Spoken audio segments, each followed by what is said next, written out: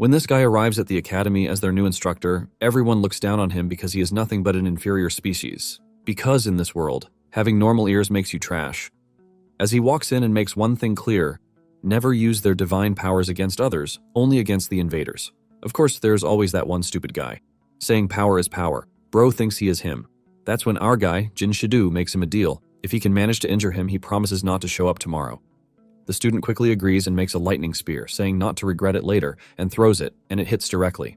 Bro already has that smug smile, but to his surprise, a dagger comes flying and almost hits him that makes him shit his pants. As the dust settles, surprise, motherfucker! Our guy Aura farms while holding up a barrier, saying if he wanted to finish him, he would have done so. He then asks the guy who attacks him if he knows the activation condition for the spirits. The guy answers him to raise his divine power and convey it to the spirit to give it form, basically, imagination. Jin tells him he is partly right, but the answer is wavelengths, and after receiving them, can they only manifest their powers? This makes the student confused. Jin further explains that there are 8 fundamental wavelengths. There are fire, thunder, healing, and ice, and up to that's the ability they only know. The addition is Gojo Satoru's ball, light manipulation, atmospheric pressure manipulation, and spatial protection. Even Lord Gita is surprised that he can use 8 of them. Well, that aside, how is this guy so strong, and why having a normal ears make him an inferior? Well, it all started 100 million years ago.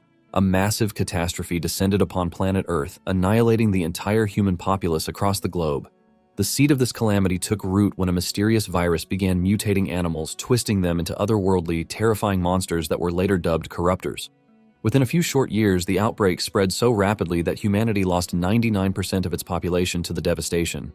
Humanity's surviving remnants gave everything they had to hold the front lines and keep fighting back. Unfortunately, it quickly became evident that conventional warfare was entirely useless against these beasts.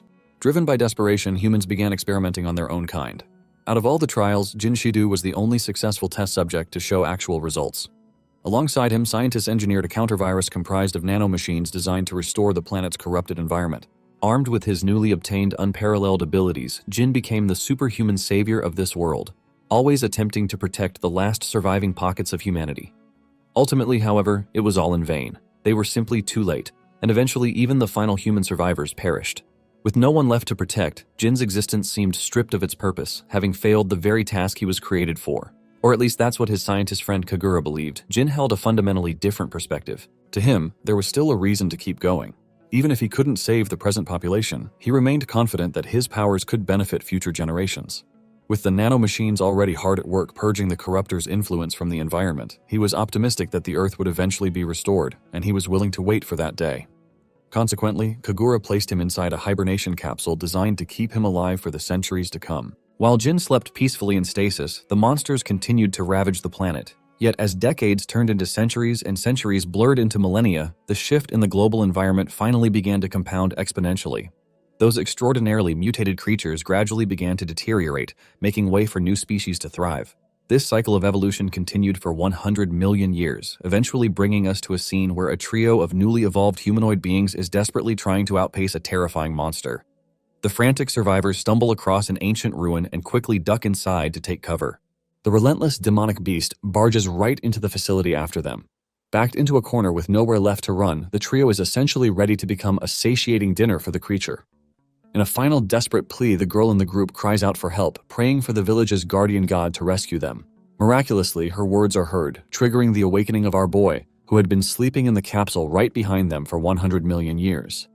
The ancient human unleashes an energy beam, blasting the monster on the spot. The confused trio has no clue what the hell just happened, and the situation only gets more messed up when a butt-naked man pops out of nowhere. The very first thing this naked Chad does is look for his clothes, which are neatly preserved in an indestructible lockbox his friend Kagura had developed. After booting up the lab's ancient systems, he discovers he has basically speedrun 100 million years into the future. Even though countless ages had damaged most of the data, the fact that the machine still worked was already a miracle. It appears the nanomachine virus Kagura created did exactly what it was supposed to, annihilating the corruptors which helped preserve the facility. He also finds a communication cube left behind by his old friend, though its contents remain a mystery for now. He then turns toward the humanoid locals, completely forgetting his manhood is just dangling in the breeze. Realizing there are literal kids staring at him in the buff, he quickly gets dressed, restoring the same fresh look he rocked millions of years ago. A short while later, he exits the facility with the trio, only to be instantly blinded by the intense sun shining above the horizon. Truthfully, he wasn't expecting such a vibrant sight. The view before him is nothing short of magnificent, a stark contrast to the apocalyptic wasteland he once knew. The kids immediately start heading back toward their settlement, insisting that their guardian god follow them. Our boy, on the other hand, is far too preoccupied trying to figure out exactly what kind of species he is dealing with. After all, humanity should technically be fossil fuel by now. These humanoids with distinct animal traits must be the result of millions of years of evolution mixed with the continuous interference of nanomachines. Not to mention, these guys are speaking the exact same language used by humans eons ago, heavily implying they branched off from the exact same roots. He introduces himself as Jin Shidu, requesting that they just use his first name. In return, the girl with goat ears introduces herself as Hakama Phil. The koala-looking dude is Danpo, and the cat girl beside him is Shandy. Hakama decides to save the rest of the pleasantries for later and begins dragging Jin along, explaining that her village is just around the corner. She's incredibly desperate to bring their newfound guardian god home so he can fend off the current invaders. Tragically, by the time they arrive, the village has already been raided and devastated, with multiple settlements completely engulfed in flames. Shandy absolutely loses it at the catastrophic sight and rushes ahead in sheer panic to find her mother. As they survey the damage, Jin takes a moment to contemplate their dire situation. He immediately notices how flimsy the town's fortifications are. Both the boundary walls and the houses are constructed from simple wood. This detail alone makes it glaringly obvious that this new civilization is technologically way behind the human era he remembers. Pushing deeper into the village, Jin spots a woman actively fighting off a bizarre monster. From just a single glance, it's obvious she's barely holding her own. It doesn't take long for him to realize that the creature she's facing looks identical to the corruptors from millions of years ago. Furthermore, the surviving corruptors aren't the only unusual thing here. Little Hakama apparently knows some kind of magic technique that makes her physically glow. In the end, her attempt to step in is not even needed. Jin dashes forward and effortlessly knocks the living daylights out of the monster with a single devastating kick. Moving swiftly, he scoops up the injured older woman in his arms and dashes out of the danger zone, leaving little Hakama a clear opening to deliver the finishing blow. Channeling her magic, she unleashes a tiny fireball that packs a massive punch, officially putting the monster down for the count. Observing the dead creature, Jin confirms his theory. The atmospheric nanomachines have indeed stripped these monsters of their legendary healing abilities. What he doesn't understand, however, is how a local girl was able to wield those same nanomachines. His educated guess is that these folks draw nanomachine particles directly from the atmosphere and channel them into offensive spells much like he does. The glaring catch is that historically only pure humans were capable of manipulating that technology. He directly expresses his curiosity to the woman he just saved, wondering if everyone in this era possesses such magic. She isn't entirely sure what he's getting at, but she clarifies that only a select handful of people can actually wield this ability. In their culture, it is believed that individuals blessed with divine powers are the only ones privileged enough to use this magic. In their specific village, there are no more than 4 people who hold this distinction. Jin doesn't have to think too hard to piece it together. Divine powers is just their primitive, fancy way of explaining nanomachine manipulation. Hakama rushes over to the older woman, who turns out to be her grandmother, and anxiously inquires about the rest of the villagers, only to learn they have already evacuated. This statement washes a wave of relief over the trio, though the grandmother is deeply worried about why the kids returned to the dangerous village instead of evacuating with everyone else. After all, the beast they just fought was merely a larva compared to the massive adult monster currently terrorizing the area. Suddenly, a voice of reason penetrates through the tension, assuring the old lady that there is absolutely nothing to fret about. That giant invader she mentioned. This newcomer confidently claims he can slaughter it single-handedly. The grandmother is shocked to see these familiar faces back in the war zone and immediately questions the man about the other villagers. The blue-haired warrior confirms that the rest of the civilians have safely reached the shelter. As it turns out, the older man accompanying this blue-haired guy is actually Hakama's father. The two share an emotional reunion. Naturally, he demands to know where she ran off to. The girl honestly admits she went straight to the sealed door, much to the grandmother's absolute shock. The older woman is furious that Hakama wandered into that god-forsaken territory. According to local legend, the domain beyond that door belongs strictly to the guardian god of the village because little Hakama felt utterly threatened by the monster invasion. She says she only went there because she wanted to ask the deity for help, and as she proudly points out, the literal god from their legends is standing right beside her. Understandably, the grandmother is highly skeptical, flat out refusing to acknowledge this random young lad as their divine protector. Even worse, based on his appearance, they assume our boy belongs to an inferior species, making the idea of granting him such a sacred title downright ridiculous. Stepping in, little Shandy tries to convince her blue-haired brother that Jin is the real deal. In response, her highly prejudiced brother is quick to dismiss her claims, pointing specifically to Jin's ordinary human ears. In their society, anyone who doesn't inherit distinct animal traits is classified as a lesser being. As far as this guy can tell, his little sister is just operating under a massive naive misunderstanding. Still, the little girl stands her ground, proudly revealing that this man easily defeated the invader chasing them. Unimpressed, her brother brushes the feet off, arrogantly claiming he could take down an invader just as easily. Turning his attention to our hero, who already looks utterly exhausted by all this unwarranted crap, the blue-haired warrior threatens the intruder, telling him to leave the village immediately because they have no room to accommodate a being of inferior blood. The yapper just walks right past Jin, still running his mouth. He's so painfully full of himself that he voluntarily takes on the suicidal job of killing the giant invader all by himself. By the way, this arrogant bluehead goes by the name SARS. The grandmother becomes visibly distressed by the reckless, spur-of-the-moment decision SARS just made. She then turns her attention back to Jin. Even though she still couldn't care less about who he actually is, she admits it would be incredibly rude not to express her genuine gratitude for him saving her life. Following her thanks, she asks for one final favor to help escort the kids back to the safety of the shelter while she goes to ensure SARS doesn't throw his life away due to sheer arrogance. Unsurprisingly, our boy flat-out refuses to comply. They directly questioned his pride, and he certainly isn't going to just stand there and let them trample all over it. He decides he's going to make damn sure they realize he isn't some useless bystander, and he is definitely not an inferior species. The scene rightfully transitions to the nearby lake, which is currently harboring the grotesque, massive monster. SARS has finally arrived on the scene, and the dude doesn't so much as flinch before dropping into a combat stance. With his spear and body charged with crackling Zeus-like thunder, he executes a lightning-fast sprint toward the beast. In an effort to counterattack, the vile creature quite literally uses its own offspring as projectile weapons. Luckily, these unnurtured slimy larvae are easy targets for SARS' electrified spear. After clearing the path, SARS uses the chance to leap high into the air and land a brutal slash straight across the monster's face. The monster screeches out loud in sheer agony. Of course, we all know it couldn't possibly be that easy, and we'd be right. To SARS' utter dismay, the monster's deep, gaping wound immediately begins to regenerate. The sudden shock paralyzes the blue-haired warrior, leaving him wide open for a lethal counterattack he has no time to dodge. But exactly as expected, Jin intervenes at the last second, effortlessly blocking the massive strike like it's no big deal. SARS, the once unshakably arrogant fool, is suddenly hit with a massive reality check, and the show is just getting started. The monster leaps back to launch another strike with double the previous force. My guy, however, doesn't even grant the creature the opportunity to swing. With just a casual snap of his fingers, Jin blasts a clean hole right through the monster's flesh. The cocky runt can only watch the spectacular display in stunned silence. Soon after, the rest of the group comes rushing toward the water's edge. They haven't even finished catching their breath from the crazy sprint before their jaws hit the floor all over again, watching our boy block the colossal monster with a single hand as the monster continues trying to apply immense force. Jin genuinely starts getting bored of the exchange. Deciding to wrap things up ASAP, he grabs SARS by the waist and leaps out of the way. By the time the camera pans out, we witness the massive monster completely pierced through and through by Jin's energy. SARS frantically argues that big flashy attacks are useless if the monster can just infinitely regenerate. Thankfully, Jin has already taken that exact variable into consideration. This is precisely where the nanomachines come in handy, actively neutralizing the monster's cellular regeneration.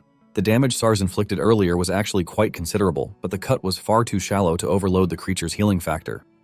By now, SARS is practically having a mental breakdown, just processing the sheer possibility that this inferior guy might actually be their guardian god. Humorously, Jin quickly denies having any divine roots that would qualify him for such a grandiose title. What he does know for a fact is that the entire reason for his continued existence was to safeguard the people of the future and slaughter the very monsters standing in front of him. Enraged, the beast snarls and wildly swings its massive tail, desperately trying to squash the agile hero who keeps slipping through its defenses like water.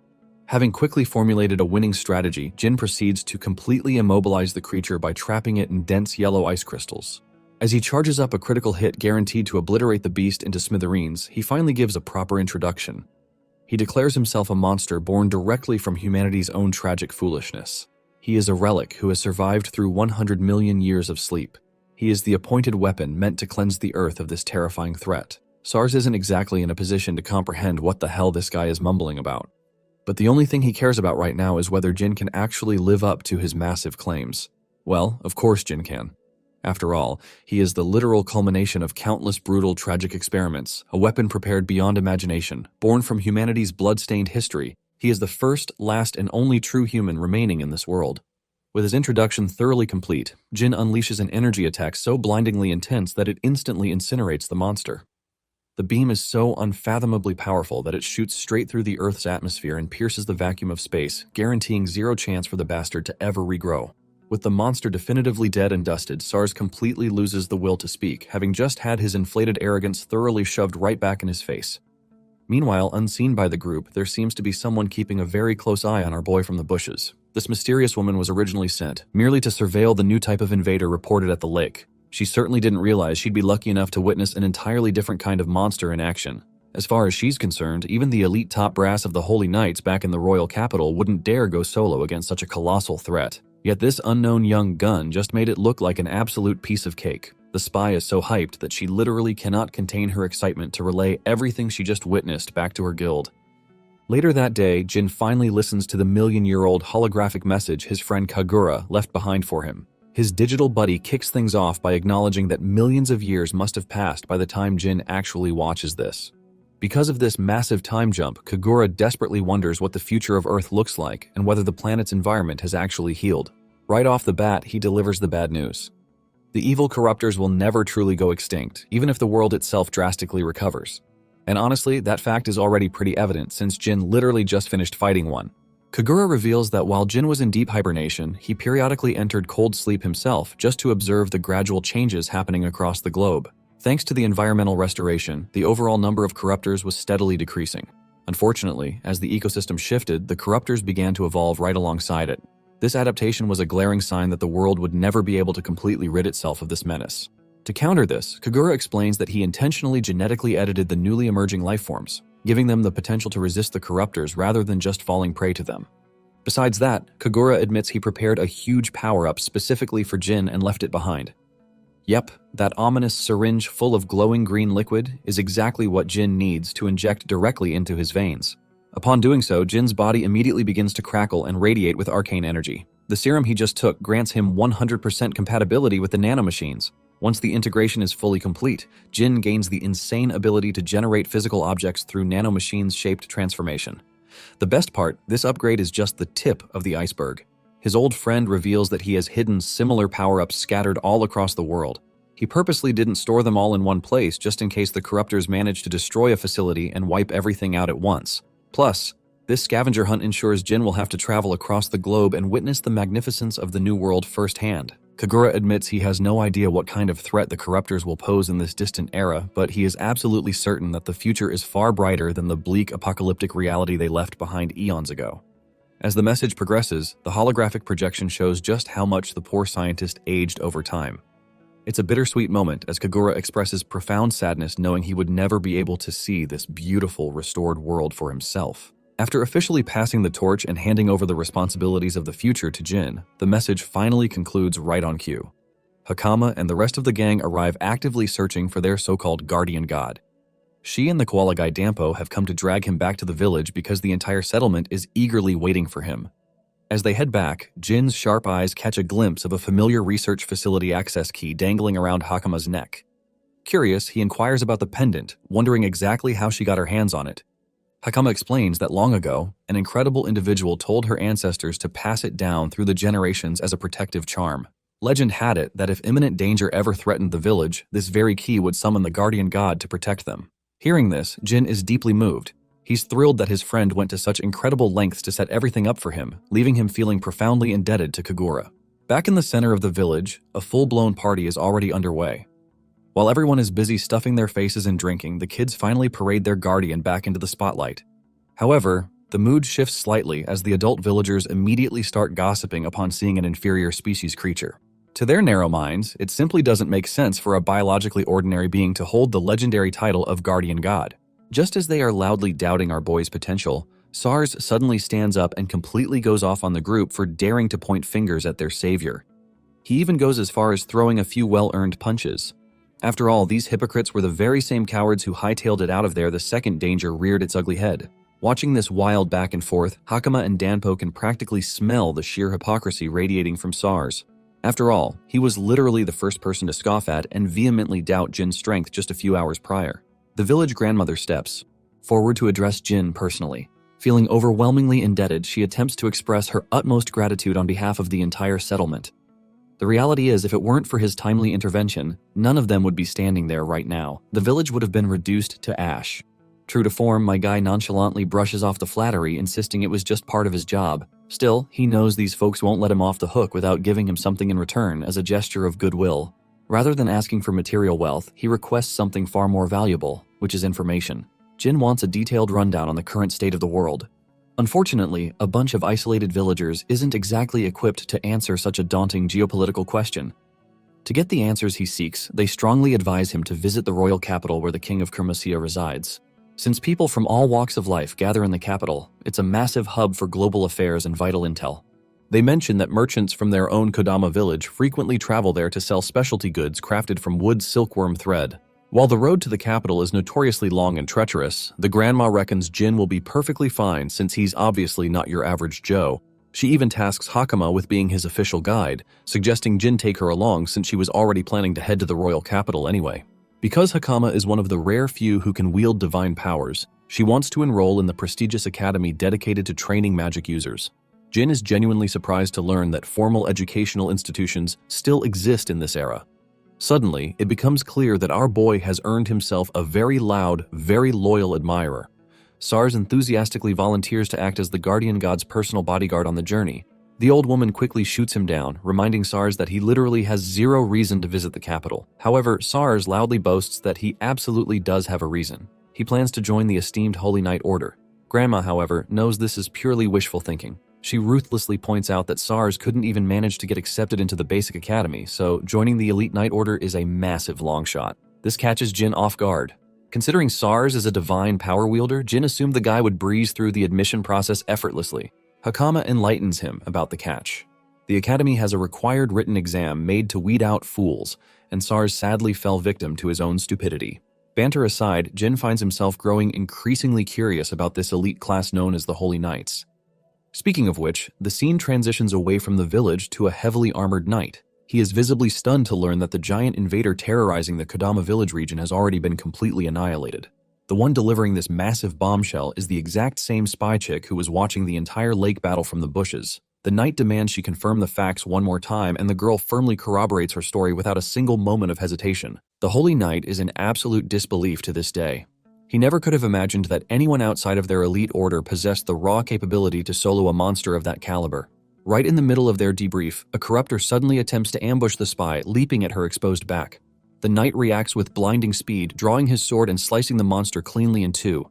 Instead of retreating to the safety of the kingdom, the knight makes a bold decision. He is officially too intrigued, eager to personally track down and meet the mysterious man who effortlessly slaughtered such an enormous beast. Jin wakes up to a gorgeous morning, enjoying the taste of air. Still finding it hard to believe that he could enjoy a scenery like this. Part of him regrets that his dear friend Kagura can't see it alongside him. One of the kids brings him his clothes, urging the guardian god to put them on. In the next scene, we have our boy out on the village side. Hakama's grandma is telling her to fulfill her duty properly as a guide, while Sars is acting all fed up that he couldn't be the one to lead Jin as a travel guide. Jin takes special interest in the guy, and even praises Sars' movement, assuring him that he'll be waiting for his arrival at the royal capital. This remark turns Sars into a squealing fangirl, wishing the guardian god the best and hoping that he takes care of Hakama. Hakama herself is told to be safe. And with that, the journey of the two begins with their departure. Hakama and Jin walk together, crossing all kinds of gorgeous and scenic views. Hakama shows him around until finally setting camp, Jin asks about how far the capital is. Apparently, it's 4 more days of walking, so it's not as far as he expected, but she's really curious about his side and why he's bent on exploring the world. Refusing to share, he tells her that it's a secret. Deep down, Gojo over here knows that the corruptors are still alive based on Kagura's loose description, and he even got to encounter a few in this era. Corruptors normally reproduce only in ruined and polluted places, which is the complete opposite of this area, meaning someone or something is secretly causing a change that must be investigated. Hakama is scared to see him make a face so serious while lost in thought, so he apologizes to her for contemplating. Jin understands one thing. This era isn't totally dominated by the corruptor creature. Signs of survival are clear and around. His first main goal is to investigate the people of this era, then deal with the corruptors. Researching the monsters isn't so hard, as he can personally do it at his leisure. Apart from that, Bro wants an immediate change and requests Hakama to stop calling him a guardian god. She gives him too much respect even then, and he has to urge her to just call him Jin. The sound of a horse galloping catches the attention of both. A holy knight has arrived alongside his team, urging to have a moment with our duo. This guy looks like your average Prince Charming, except Jin doesn't care and asks about his identity anyway. Hailing from the Holy Knight Order, the captain of the 7th Division announces himself as Argus Ulton. The concept of a holy knight is still new to our boy, who wonders if these are the interesting beings that the villagers mentioned. Among Argus's team, one bratty knight throws a tantrum and roars at the commoner for showing complete ignorance to her leader by refusing to stand up. She even tells her captain that these two must be the culprits, only for Argus to tell her to tone down. Karina is fussing in the background while the holy knight addresses Jin with more respect this time. Our boy is simply curious about Karina's words earlier, but the holy knight brushes it off, acting like she was just being rude. Argus then changes topics and asks about the identity of the man, where he came from, or where he's headed next. Hakama shares that they belong to Kodama village with a route set to the royal capital. Karina uses this as confirmation again, acting on her high horse as she accuses the two of being the inferior species. In fact, she goes on this whole pretentious expose, acting like she's 30,000 IQ for revealing inferior beings from Kodama village. Jin is actually fascinated by the advancements of this world when he hears that there are birth records. But Argus butts in again and stops Karina from making reckless assumptions. In fact, he can tell that the little girl Hakama is actually wearing special Kodama clothes, ones that are revered with high quality even at the capital. The children of the village don't wear such royal clothes, therefore confirming that they are indeed from the village, proving Karina's dumbass wrong again. Though he's certain of the girl, Argus unsheathes his blade and points it at the man standing before him, declaring him different from the rest.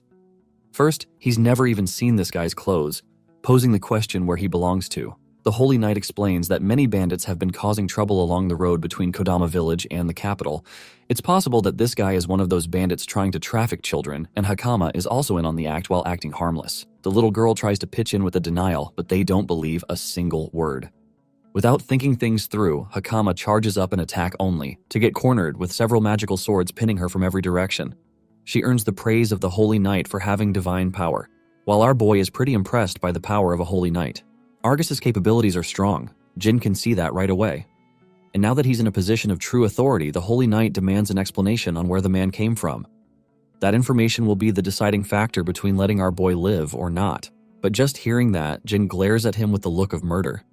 The tension is strong, but eventually Bro decides not to pursue his feelings and simply gasps that he came from Kodama village. Karina jumps up to call him a liar to his face, but Argus genuinely accepts this explanation and puts down his weapon. This is a shocking turnaround, especially when the dude was moments away from making death threats. The Holy Knight can sense that he's not telling a lie, while Hakama officially declares Jin as the guardian god of the village. The concept of a guardian god fascinates the Holy Knight, but he doesn't take it seriously and turns around to leave. He goes back up on his horse, apologizing for his rudeness.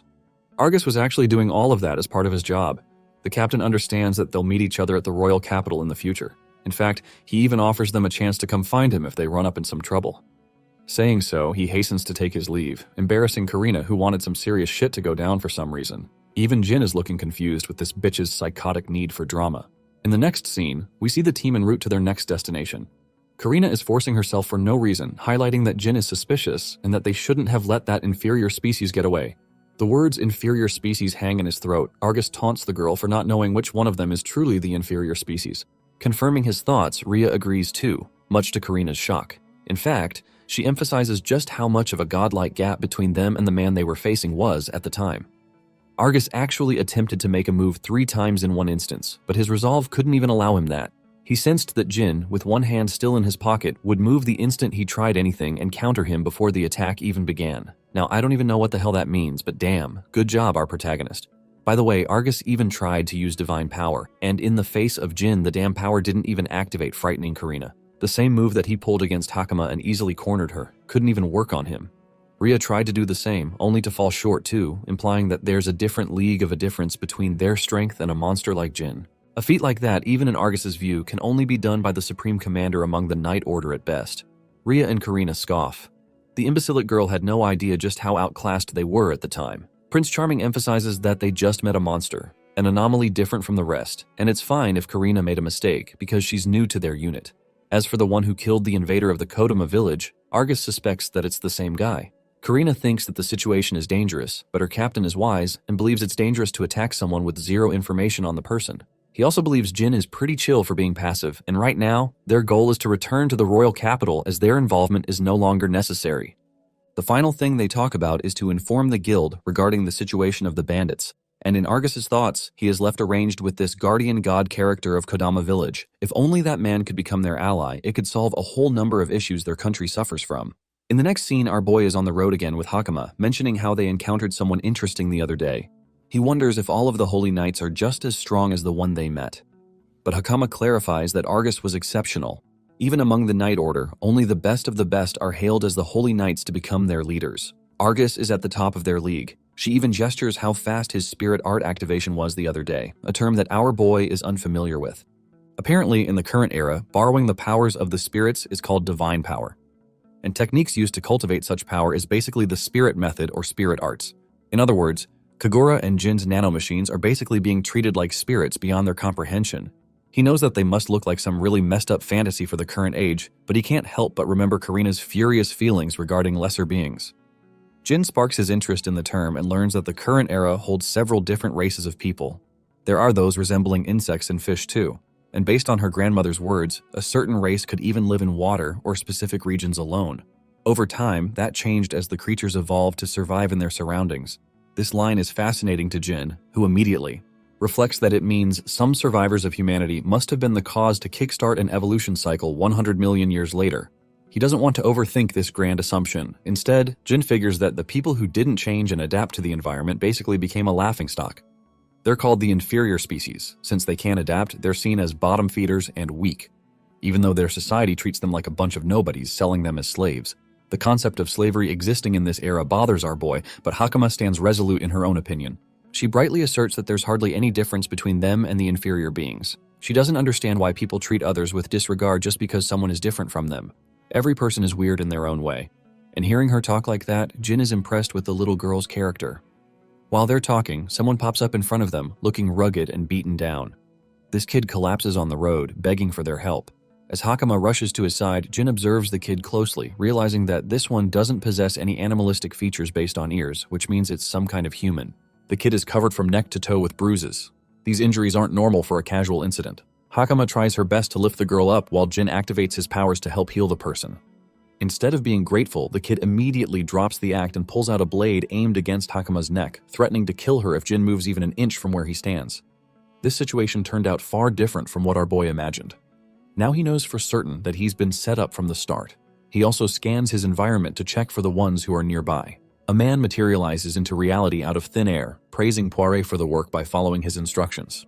This ability is called stealth camouflage. It functions thanks to the nanomachines absorbing the visuals of the surroundings and using that to create a cloak of invisibility. The only weakness is that the invisibility ceases to function upon movement, but these guys used it pretty well. The captain bullies Jin, calling him an inferior species and for possessing some neat clothes. He also asks the same question of where Jin came from, but our boy is stone cold and on his mewing streak, so he doesn't respond. Hakama worriedly shouts for him while the captain threatens to kill the girl if he dares to move even a bit. Hakama acts on her own again by activating her ability, but our boy roars at her to stop at once. He doesn't want her to use such power against people, implying that it's dangerous. The young girl has no idea how she should respond, while Captain Bandit over here is having the time of his life, realizing that the girl has divine power too. They ask Jin if he can also wield such strength, but bro is in the mood to mess around, so he acts like a mystery to be found out. Pissed off, the meathead kicks him down, reminding the inferior species to stay in his lane. The captain takes issue with his subordinate trying to damage their goods. Then again, they don't have high hopes of them selling at a good price. They don't even entertain the idea of Jin possessing divine power since he looks like an inferior being at best. While at the same time, Hakama is starting to realize that these are the bandits and slave traders that Argus warned them about. The bandit leader activates a spell of his own to take care of the girl first, while Hakama is fearing for her life that they'll be taken and sold as slaves at this rate. In the next scene, hilariously, Jin wakes her up from her beauty sleep. Bro's got no shirt on because these fools literally stole all his drip, only sparing his undies. Hakama seems to be alright, but she's genuinely curious where they're even at. It looks like some kind of containment facility where the other slaves are kept. Jin explains that it's the hideout of the bandits, even pointing to the ones that were captured before them. All of these guys look like they're in rough shape. Most are inferior species. It's a grim scene, but hilariously, Hakama is more curious why this dude's got his tits out in the open like that. Jin explains they took everything away from him for looking strange, but she's just amazed how confident this man is without his clothes. Apparently this look is what suits Jin most in comfort. But aside from that, she's the most curious why he didn't fight back then and there. With his godlike power, he could have wiped them in a single go. Before he could answer, Poiré was sent inside the room for some breakfast. After finding them awake, she offers them a meal. Hakama is pissed off, but Poiré doesn't really care whether they hate her or not, as she never had any expectations of being forgiven. The pure girl is annoyed, but Jin stuns Blue Hair by actually calling her kind. It comes as a shock to the pretend victim.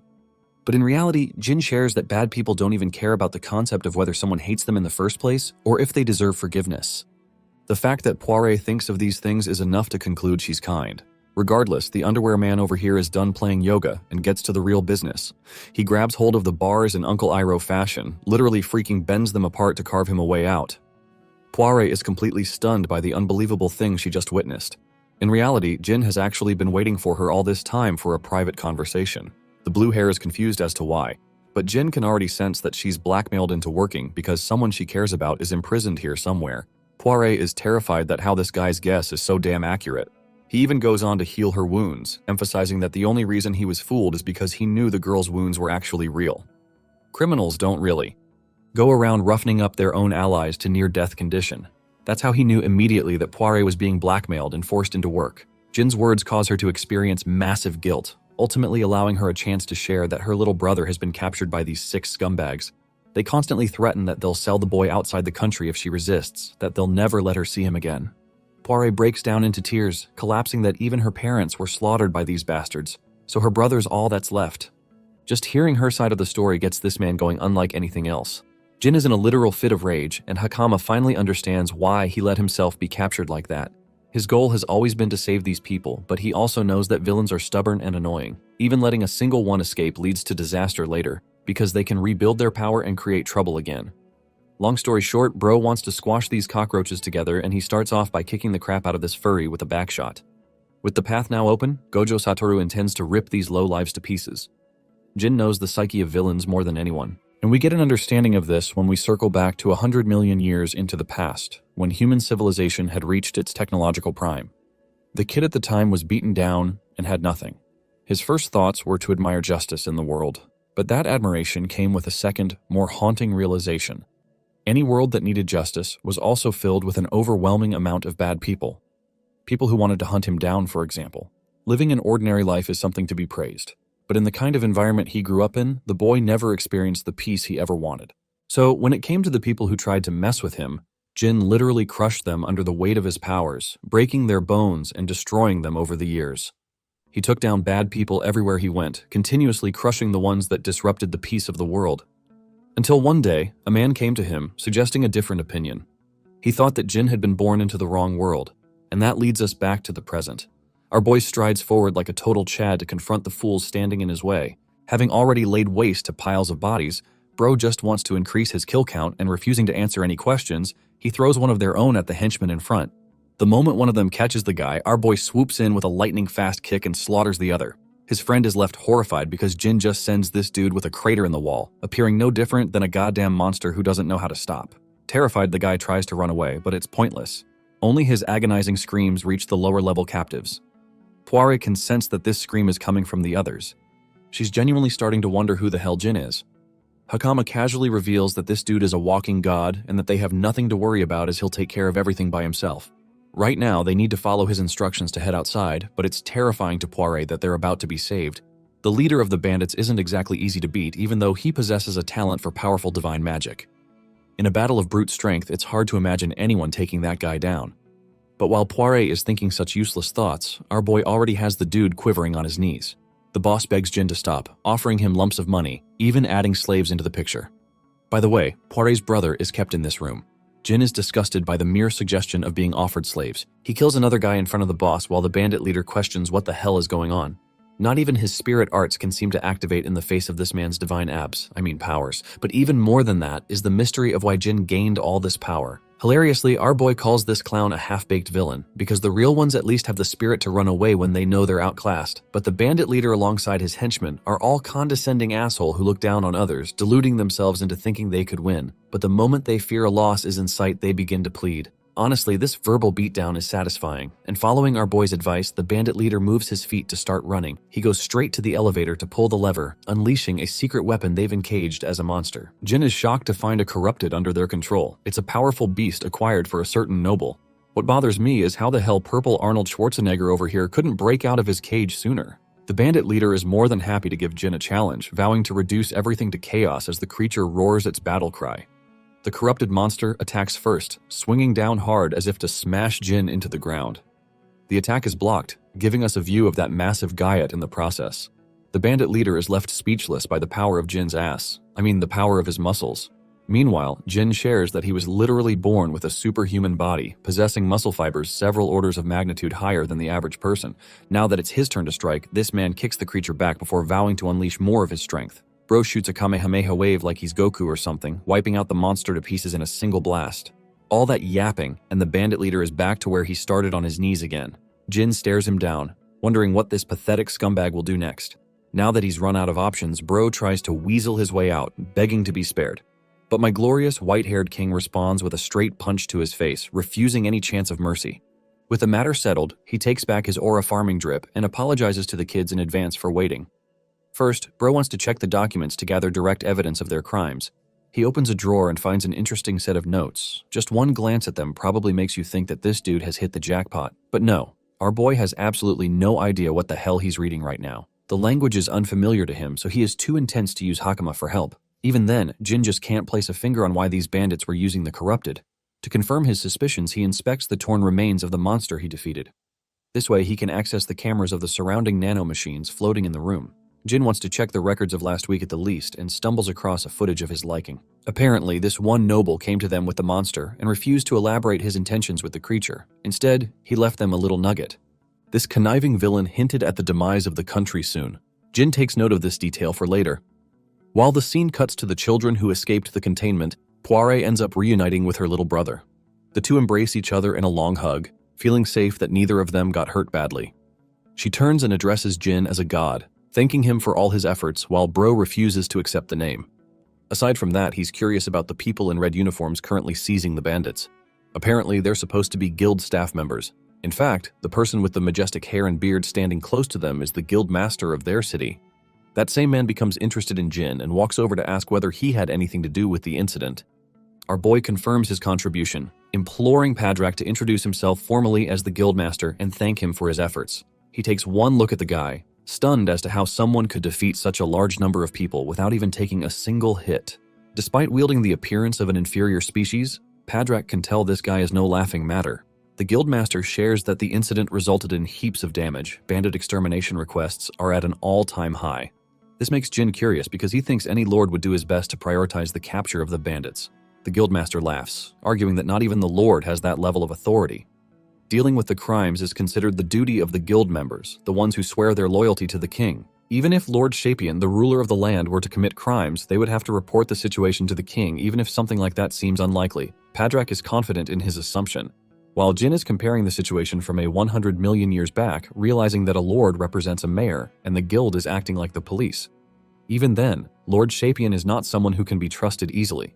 Jin decides to surrender all the documents that he recovered from the bandits, questioning if they can be of any use to the guild. The guildmaster reads one of them only to realize that it's a proper list of the ones who traded with the bandits. Thanks to this list, they can easily arrest the whole group.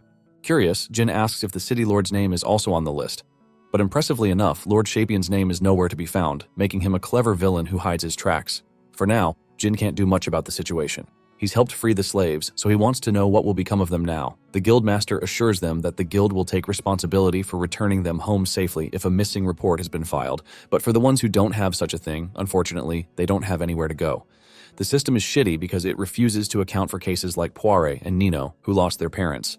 So Jin asks for a shelter to keep them in. Shockingly, this era doesn't even have a shelter in town. Padrak can only find work for these kids, but because they're both classified as inferior, doing that will be difficult too. The kids are sulking while Jin is disappointed that it's all the same in this world. He doesn't want to leave these kids alone even if there's nowhere to work. Suddenly, an idea pops up in his head, so he asks them if these two would be willing to work somewhere if they had the chance. Poire agrees to try, which makes Jin remember the Golden Knight Argus, who had once offered to help them if they ever needed it. In the next scene, we're at the royal capital, Kurmosia, to visit Argus. The Holy Knight is on his way back when suddenly he experiences a sudden chill out of nowhere. Arriving at his residence, he tells the team to rest up for the day. Argus returns to his quarters. He's welcomed by an entourage of maids and butlers welcoming him with pride and glory. The first thing he does is ask for an update, and from the reactions of his servants, the Holy Knight can gather that something must have happened. The butler apologizes for troubling his master only when he's just returned. While this is going on, his sister watches the scene from above with a glaring look. Argus receives the report and gets an immediate headache. The situation is way worse than he thought it would be, as an invader seemed to pop inside the capital and wreak havoc. The question of how it got in is less important to him, but rather, who helped navigate the beast inside is the real problem. His best guess is that it's someone from Harnisk Academy, a place teeming with suspicious people plotting their demise. Regardless, he's in dire need of comrades to control the situation of the capital, and at this time, Jin and his group resumed their journey for the capital. 3 days flew by into the extermination mission. Poirot began to wonder if there's truly a job for inferior beings like them to take up in the capital. Being the kind man he is, Jin assures them that their ability to read and write is already a huge edge. So, he urges the kid to have more confidence. Hakama, on the other hand, points in the distance, sharing that the capital is near. Our boy is absolutely gobsmacked when he stares at the grand beauty of the royal capital. By the evening, they arrive inside the capital. The place is bustling with people all around. Hakama reveals that the capital relies on imports, which means every kind of good is available here, even the Kodama clothing that they once mentioned about. Jin finds it interesting and all, and takes notice of a bunch of insect mutants too. There's an abundance of races around here, showcasing how they all develop differently. The streets are tidy. Safety is top-notch in the capital too. But even with all those benefits, there are some disgusting parts. Jin reflects that each era shares its own bundle of problems. He asks Hakama about the entrance exam for the academy and learns that it's going to be held next week. They're going to be waiting until the exam starts. But overhearing their conversation, a blonde girl wonders if this party is interested in entering Harnisk Academy, especially when they all look like inferior species. We arrive at the hotel rooms where Hakama and Nino pounce on top of the comfy beds. At last, they are able to sleep somewhere proper. With Jin's initial goal of reaching the capital being fulfilled, this makes him wonder what he should do next, as even though this is a new era, he still has to find a way to make money to survive. By the way, Bro got a lump of money for the extermination of the bandits, but he knows it won't last him forever, especially not with the 4 of them. Then there's the added issue of finding these kids jobs to work at, and an immediate solution to this would be a meeting with Argus. However, right now, they don't know anything about the guy's location or what connections that could lead them to him. Jin speculates a bunch of options, prioritizing the investigation of corruptors first. He knows that there are people in this era trying to exploit such monsters for their own goals. Corruptors are by nature very dangerous beings, so they can't be left unattended. This time he refuses to let the living face total annihilation again. Anyway, he casually asks Hakama what the people of this country do when they have to research something. Apparently, they read books on the subject or consult someone knowledgeable. The books themselves are pretty expensive. Even in the village, they had to read the books together just to afford them. At the same time, the royal capital boasts a spectacular library, allowing research to be much easier. Jin likes that idea because now he can use that library to his advantage and find clues about the laboratory that Kagura left behind. In the next scene, Bro's at the receptionist desk, but the girl openly rejects him from using the facility. Since books are considered sacred national property, they don't allow just anyone free entry. Only the students of a recognized academy or nobles are allowed to use such a place, once more complicating the situation for our boy. Hakama hilariously reminds Jin that Bro can't even read in his current state, though he's trying his best to learn letters. It'll take him a while to get a full grasp of the language. Bro is scratching his head like he's got an exam to prepare for, while 2 dudes in a cloak are secretly spying on them as part of their mission. They come up to confront Jin for a simple chat, but actually, it's a conversation that starts with a violent punch. Our boy reflexively grabs his fist right away before taunting the guy for having amazing manners in his introduction. So much for the city's safety when people are attacking like this. But the guy remains arrogant, and Jin wards off his fist up in the air, diverting a powerful magic blast. The fighter praises him for having sharp instincts, while Poirot can't fathom how these guys are openly using divine power in the middle of a civilian zone. Our boy wants to understand what these losers are after, and soon figures out that someone has placed a target on his head. That only works out in his favor, though. Even though these bullies threaten Jin's group to get lost from the capital unless they want to deal with danger, Jin doesn't really budge on his position, inviting the guy to try and attack him again, only to get his fist caught and literally slammed into the hard ground. After delivering a reality check to one of them, he turns to the other, who is firing a magic blast right at him. Jin refuses to dodge and blocks the fiery attack head-on, making this guy think he dealt some serious damage. But out of the smoke emerges a hand as he quickly grabs the guy and lifts him up as if he weighs nothing. Adopting a serious tone, Jin mocks them for being pathetically weak while challenging him. That is, if they even have the will to try. Bro really is the Gojo Satoru of this story. Meanwhile, his victim is questioning how on Earth a low-level species is capable of so much strength. Suddenly, a knight from the Order stops the fight. It's Karina who is annoyed that she has to interrupt her day off for this trouble. The girl doesn't even care about the assailants who attacked Jin.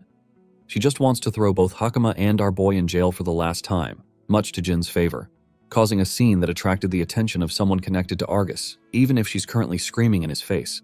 After busting a street fight, Karina spots Jin and immediately gets excited because she believes she has finally caught the inferior species Jin causing trouble in the city again.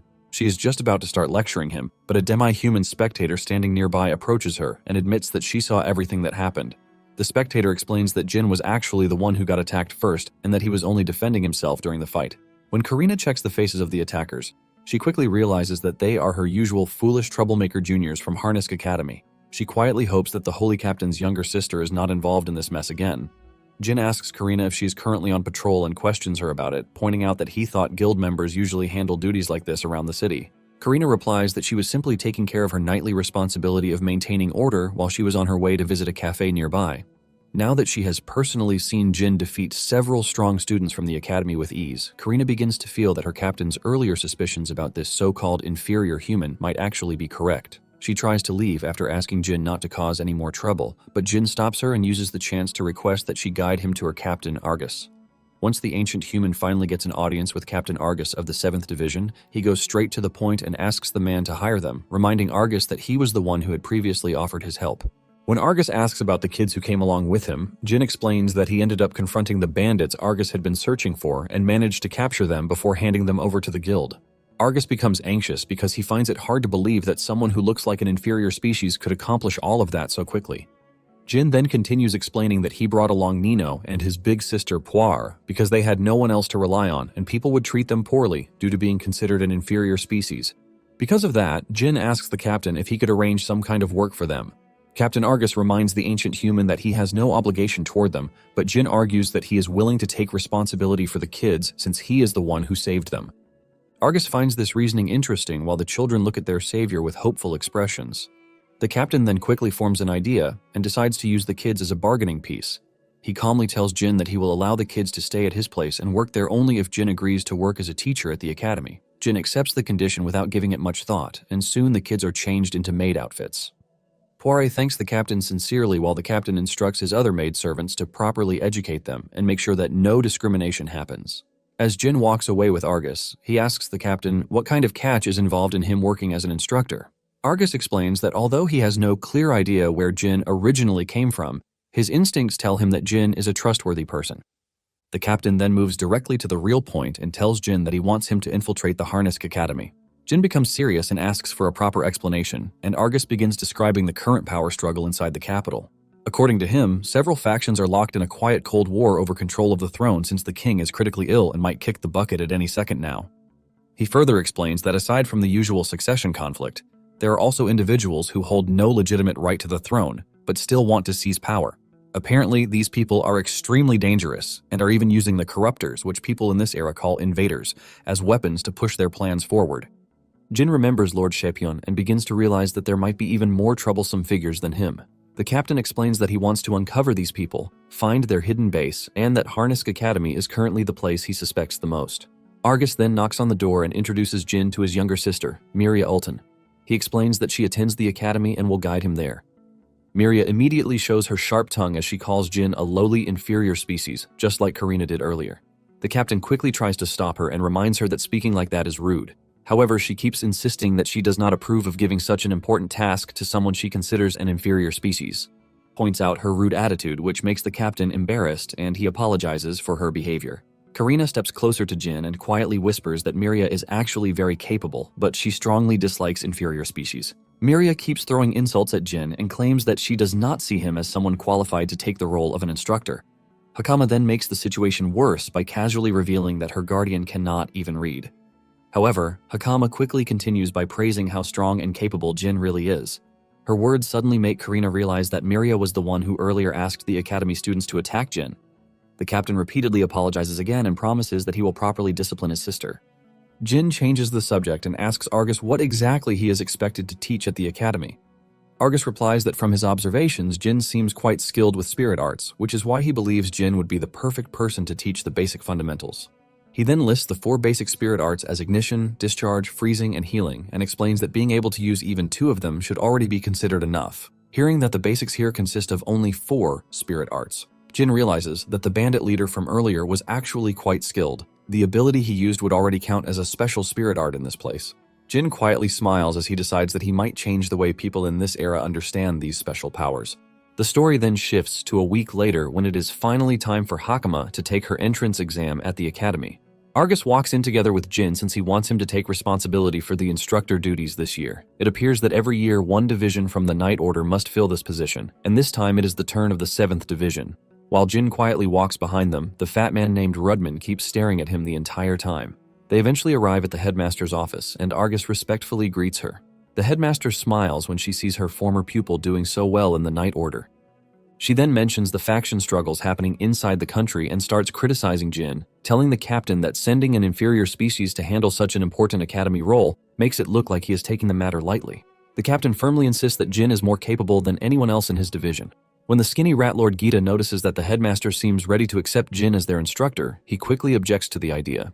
He now takes over the role of insulting the poor ancient human and strongly argues that they cannot allow an inferior human to take such a position. The headmaster then turns toward Lord Rudman and asks for his opinion regarding this protest. The fat man casually agrees with the concern but then presents a practical argument about the backlash they might face from both the students and the other instructors.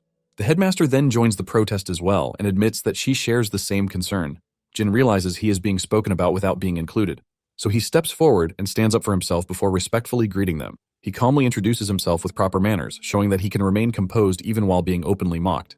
He then asks the lords a direct question, wondering whether they are judging him because he looks like an inferior species or because they believe he lacks the power needed for the role. The principal smiles and replies that the only thing that concerns them is whether he truly has the required ability. Then she asks him if he can prove it to them. When Argus suggests that the headmaster test him herself, she agrees, and a quick mock battle is arranged at the Harnisk Academy Spirit Arts Training Ground. The sly, skinny rat is the one who steps forward to face Jin, laughing as he says that at least Jin will not embarrass himself too badly since there are only a few students around today. The headmaster then explains the rules and makes it clear that they can only fight using spirit arts because that is exactly what she expects their new tutor to teach at the academy. Some of the students gather to watch the match, including Miria, who stands among the spectators. She is excited because this is the first time she will see the skinny rat personally engage in a battle. Jin already understands how this will end, yet he lets out a quiet sigh and allows the institute to witness his power for themselves. Argus, however, begins to feel uncertain. This is the first time he will actually see the person he recommended fighting in front of others, and he worries that Jin might end up embarrassing him in front of everyone. Lord Gita, on the other hand, looks extremely excited and seems eager to end the match quickly. While putting Jin in his place, he quickly declares that he will take the opening move and immediately launches a huge fireball that he believes will be enough to defeat Jin in a single strike. Jin avoids the attack calmly and effortlessly, while the skinny rat remains convinced that he can still win and prove the captain's judgment wrong. He then follows up with his ace attack called Lightning Spears, while Jin continues dodging every strike and slowly getting on his nerves. While the skinny rat believes that all Jin can do is keep running away, Jin himself quietly sighs and thinks that this kind of power was never meant to be used against people. However, since there is no other choice left, Jin finally decides to demonstrate his ability and intentionally reveals a unique spirit art. He uses a gravity manipulation attack and forces the skinny rat Lord Gita down onto the ground, pinning him there and making it clear that he never stood a chance and that his arrogance meant nothing in the end. The headmaster and Lord Rudman, the fat man, are both left shocked by what they witness. Even Argus and his sister Miria stand there with their mouths open after seeing such a clean display of power that they have never witnessed before. When they ask what exactly just happened, Jin calmly explains that he simply manipulated the gravity surrounding Lord Gita. When he hears people saying that they have never seen anything like this before, Jin smiles quietly as he realizes just how much there is for the students as well as the instructors of the academy to learn. Lord Gita grinds his teeth in frustration as he lies flat on the ground looking absolutely miserable. Out of sheer pity for the wrinkly old man, our hero finally releases the gravity pressure, pinning him down. Gita has a meltdown shouting that a spirit technique like that should not even exist. He insists the inferior must be using some kind of illegal trick. Our boy quietly stands there and takes the verbal abuse like a champ. While the geezer screeches in his face like a Karen, watching the exchange, the headmaster calmly makes her decision. The surrounding students are impressed as well. Miria in particular cannot understand how he controls that much divine power. Normally, inferiors barely possess any at all. Her curiosity spikes and she is determined to uncover who Jin really is. The scene shifts to the welcome ceremony 1 week later. There, the headmaster announces that Harnisk Academy was founded to train warriors capable of eliminating invading threats. Anyone too weak to keep up has no place within its walls. However, those who succeed are practically guaranteed a future filled with status and influence. Observing from above, a few demi-humans standing near Miria are surprised by how many newcomers have gathered. Quite a few of them do not even come from noble families. A lion demi-human named Rias greets Miria casually. He mentions that it is unexpected to see her attending the welcome ceremony in person. While chatting, he suddenly notices an inferior sitting beside the faculty and nearly chokes. When Miria reveals that the inferior is actually their new teacher, he completely loses his composure. She asks Rias for his honest first impression based purely on appearance. When he bluntly describes the guy as an average nobody with no wife and no life, she admits that was her initial judgment too. Feeling multiple stares drilling into him, Jin quickly realizes he cannot start investigating the academy too openly from day one. Before anything else, he needs to rebrand his image from a worthless inferior into something more neutral and unthreatening. Right now, it feels like he has a giant target painted on his back. After the ceremony concludes, it is finally time for his first class. Meanwhile, Lord Gita gathers the senior students and announces that regular classes are officially back in session. He bluntly warns them not to fall behind the promising new talents who joined this year. That said, he angrily demands to know why most of the class is absent. The old man smiles on the inside, fully aware that many of them would rather die than sit through a lesson taught by an inferior. The greasy rat even went out of his way to spread the word that today's lecture would be handled by Jin. Surprisingly, our professor does not seem bothered in the slightest. He confidently stands at the podium and introduces himself as the new spirit techniques instructor. Without missing a beat, Rias shamelessly asks whether he truly has what it takes to teach the most elite class in the academy. Our boy responds with a calm smile, saying they will find out soon enough. He even tells the lion demi-human that he is free to leave if the class proves beneath him. With that established, he lays down one rule immediately. He tells his students they must never use divine power against humans under any circumstance. To clarify his reasoning, he explains that divine power was designed to suppress the regeneration abilities of inhibitors. However, humans recover normally after being hurt, revealing that its true purpose was always to eliminate invaders. Hearing that, some loudmouth at the back starts trash-talking, calling him soft because he supposedly lacks divine power. The brat insists he has every right to use his strength however the hell he pleases. Slightly annoyed, Professor Jin invites him to test whether he is truly as weak as claimed.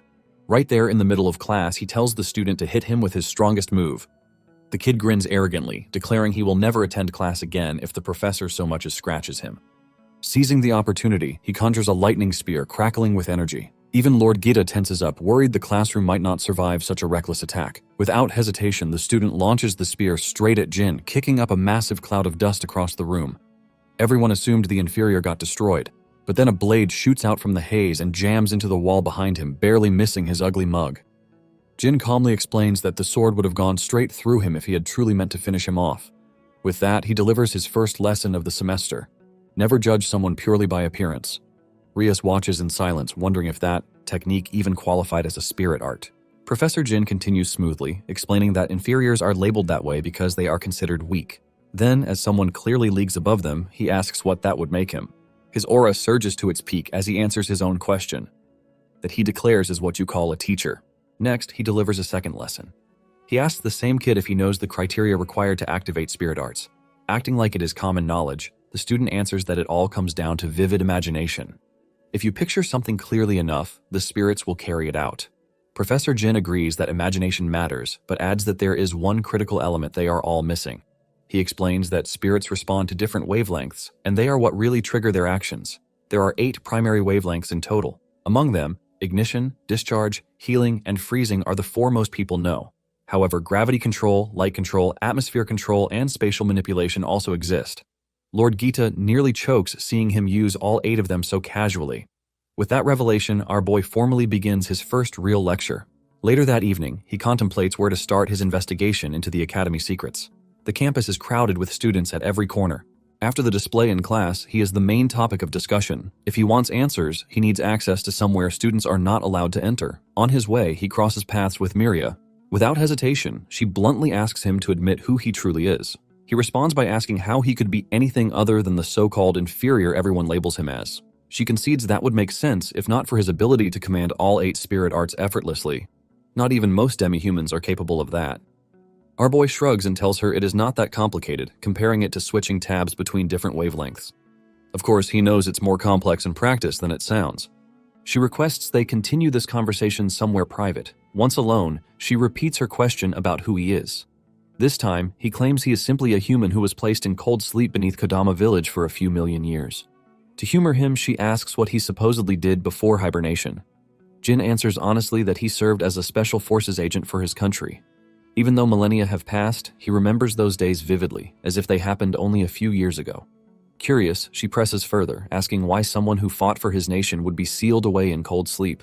He feels sad, admitting he failed his mission. He honestly thought that if he pushed himself hard enough, he could protect everyone. But in the end, he failed and lost it all. He also confesses that becoming a professor was not random. He needs the influence of the Ulton family. Moving on, he asks her where they are headed. She soon leads him to a dusty, rundown room, explaining it used to be a storage space where instructors kept their teaching supplies. On one of the shelves, an owl statue immediately catches his attention. He asks what her real reason was for bringing him here.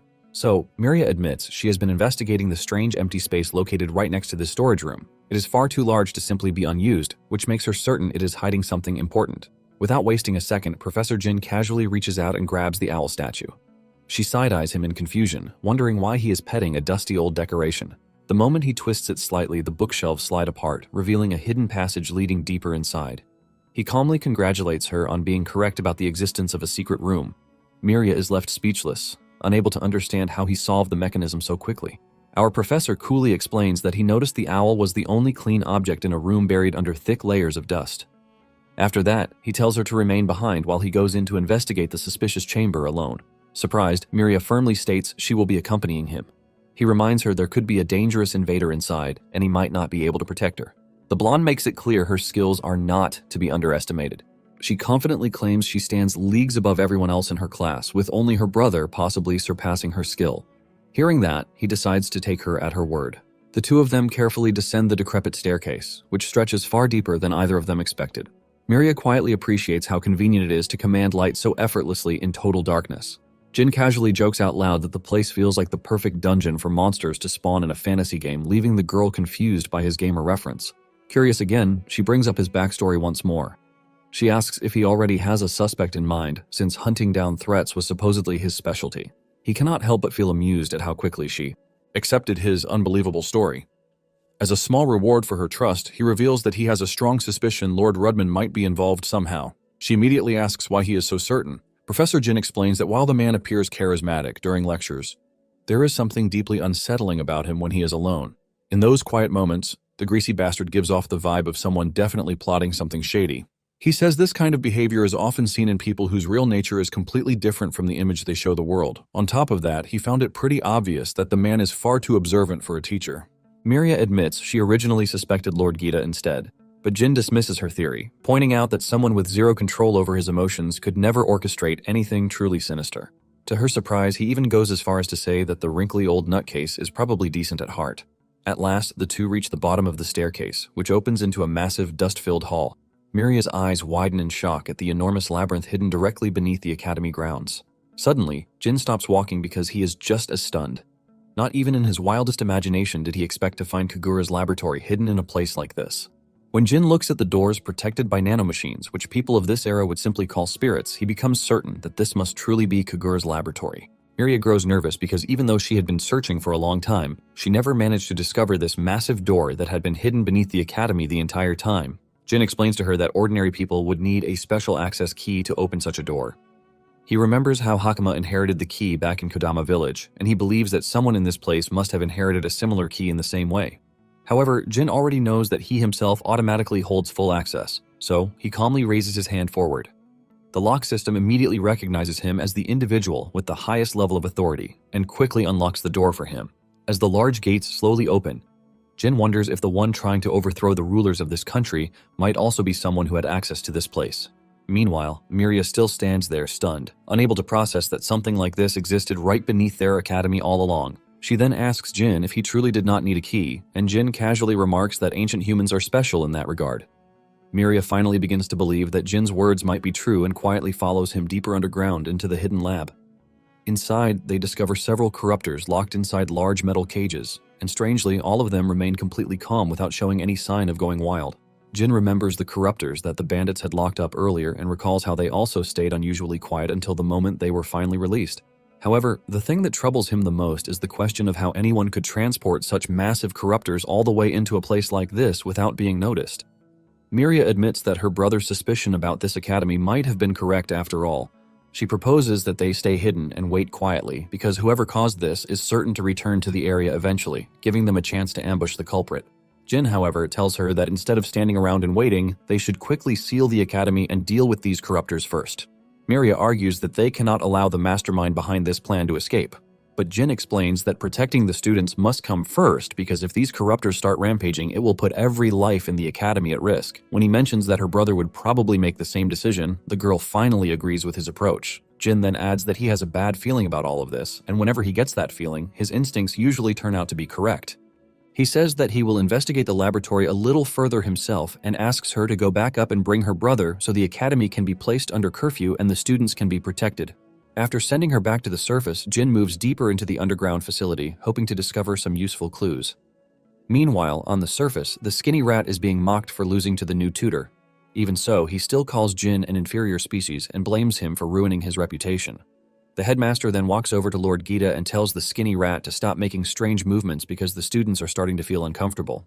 He gets publicly humiliated by the headmaster before she asks about Lord Rudman, who has been missing since that morning. The headmaster feels overwhelmed, but the fat man's absence only makes her more worried.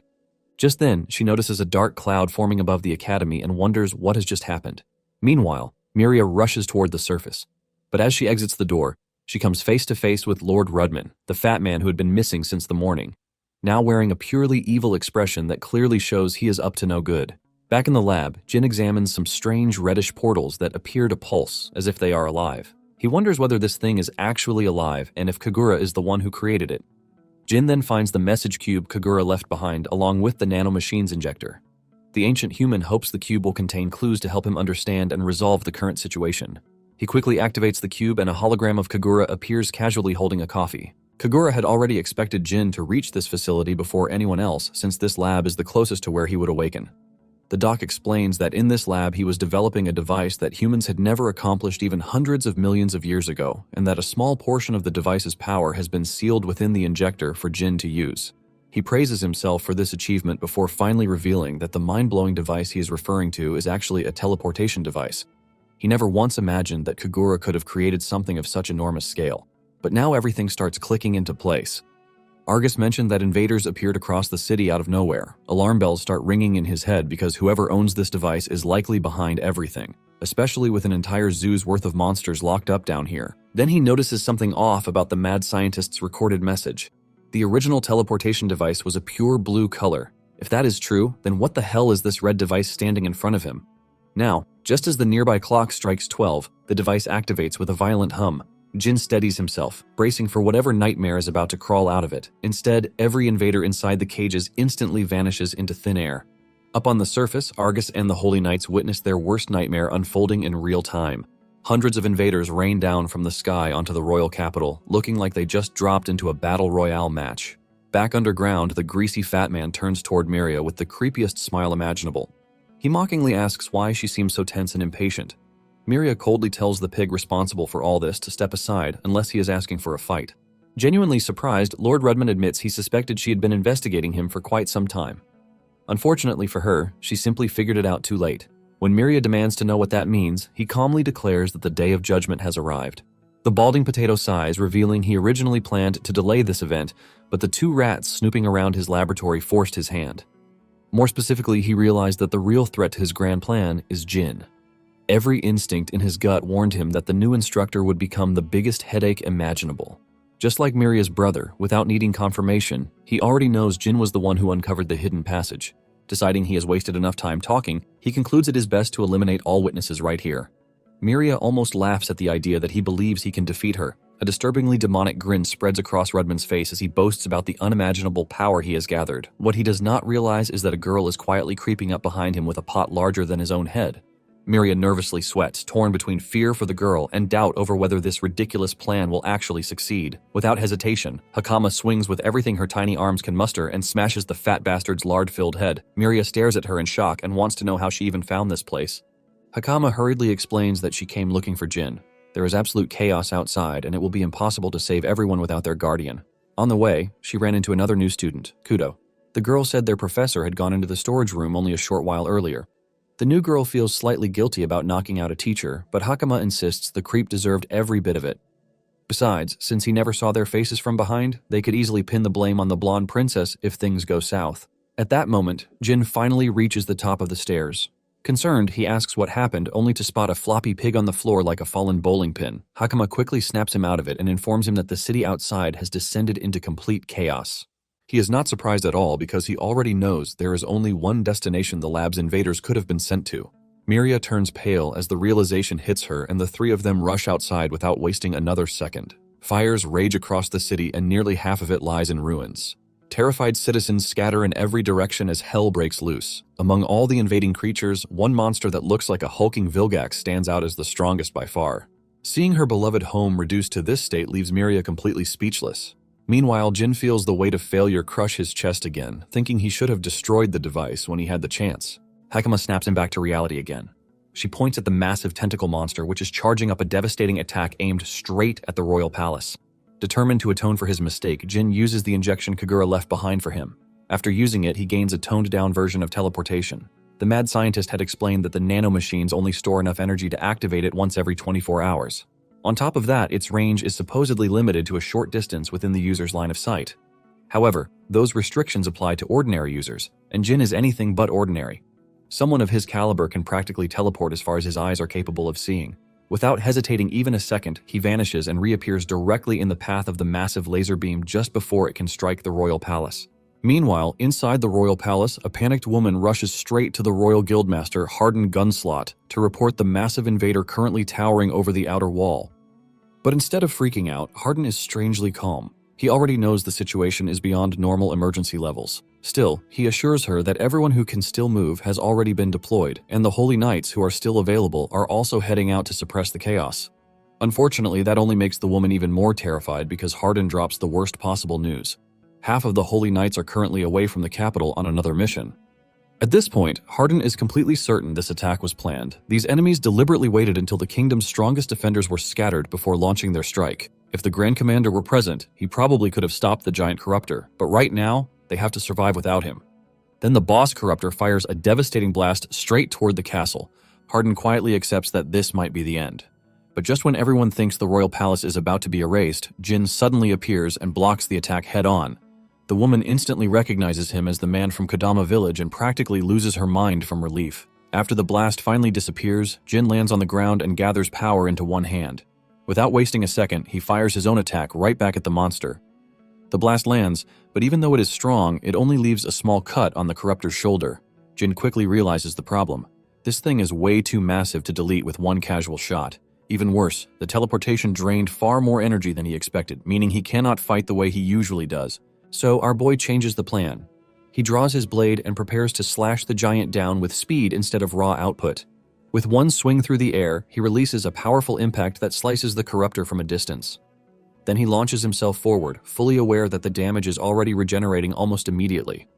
Still, that small opening is all he needs. Jin applies the fundamentals of nanomachine control. First, he removes his own body weight using gravity manipulation. Then, he generates wind by controlling atmospheric pressure, turning himself into a living missile as he shoots forward across the battlefield. At the same time, one knight is pinned to the ground by a corruptor and is just seconds away from getting eaten. But before the monster can finish him off, a fireball suddenly crashes into it and burns it alive. Turns out, the students from Harness Academy have joined the fight. Thanks to their help, the knight manages to stand again. Unfortunately, the students immediately end up trapped by two more corruptors. Lucky for them, they are standing directly in Jin's path. As our boy rushes past, he casually erases both monsters like they were nothing more than annoying bugs in the road. The knight and the students can only stare blankly, barely able to understand what they just witnessed. Jin continues charging toward the boss corruptor, desperate to close the distance before its wounds fully regenerate. The monster senses him coming and launches an attack in his direction, but Jin dodges it cleanly and keeps moving. He slices through every corruptor blocking his way, refusing to slow down for even a second. Eventually, he reaches the giant and cuts straight into one of its legs, making the monster lose its balance. Before it can recover, Jin unleashes several more slashes across its entire body, forcing the enormous beast to collapse helplessly to the ground. The moment it tries to rise again, Jin creates a spear from his power and hurls it straight into the corruptor's head. The impact explodes across the battlefield, and just like that, the boss corruptor is finally dead, leaving everyone around him completely shocked and wondering who the hell this man truly is. 3 days later, the civilians are already busy repairing their homes. Jin, meanwhile, is sitting in his room. honestly relieved that the damage was not as catastrophic as it could have been. The incident was huge, but the city somehow avoided total collapse.